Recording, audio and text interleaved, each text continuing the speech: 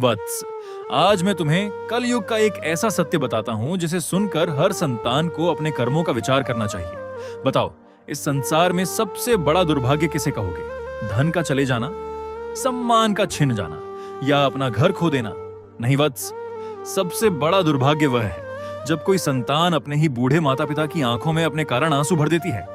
जिस मां ने तुम्हें अपनी गोद में सुलाया, जिस पिता ने अपनी इच्छाओं का गला घोंटकर तुम्हारे सपनों को पूरा किया, जब वही माता पिता बुढ़ापे में तुम्हारे सामने सम्मान की भीख मांगने लगे, तो समझ लो कि कलयुग अपने सबसे भयानक रूप में पहुंच चुका है।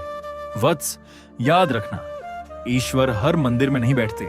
कभी कभी वे एक बूढ़ी मां की नम आंखों में होते हैं और एक थके हुए पिता की झुकी हुई कमर में भी। जो संतान उन पर हाथ उठाती है, वह केवल अपने माता पिता को नहीं मारती, वह अपने घर की लक्ष्मी को दूर करती है, अपने भाग्य के द्वार बंद करती है और अपने आने वाले कल को अंधकार से भर देती है। क्योंकि कर्म की गति बहुत शांत होती है, लेकिन जब उसका फल लौटता है तो मनुष्य सोचता रह जाता है कि मेरे साथ ऐसा क्यों हुआ। समय कभी किसी का पक्ष नहीं लेता वत्स। आज तुम शक्तिशाली हो, कल तुम्हारे बाल भी सफेद होंगे। आज तुम्हारे माता पिता सहारे की प्रतीक्षा कर रहे हैं, कल तुम्हारी आंखें भी अपने बच्चों के रास्ते पर लगी होंगी। तब तुम्हें वही मिलेगा जो तुमने आज अपने माता पिता को दिया है।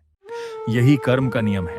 इसलिए क्रोध आने से पहले सिर्फ एक बार अपनी मां के कांपते हाथों को देख लेना और अपने पिता के झुर्रियों भरे चेहरे को याद कर लेना। तुम्हारा क्रोध उसी क्षण पिघल जाएगा। वत्स, धन कमाना महानता नहीं है, बड़ा घर बना लेना भी महानता नहीं है। सच्चा महान वही है जिसके माता पिता उसके रहते हुए कभी अपमानित, अकेले या असहाय महसूस न करें। याद रखो, जिस घर में माता पिता मुस्कुराते हैं, वहां बिना बुलाए भी मेरी कृपा पहुंच जाती है, और जिस घर में उनके आंसू गिरते हैं, वहां सुख टिकना बहुत कठिन हो जाता है। इसलिए आज ही प्रण करो, चाहे संसार तुम्हारा साथ छोड़ दे, लेकिन तुम कभी अपने माता पिता का सम्मान नहीं छोड़ोगे। क्योंकि वत्स, जो अपने माता पिता का दिल जीत लेता है, उसे ईश्वर का आशीर्वाद मांगना नहीं पड़ता, वह स्वयं उसके जीवन में उतर आता है।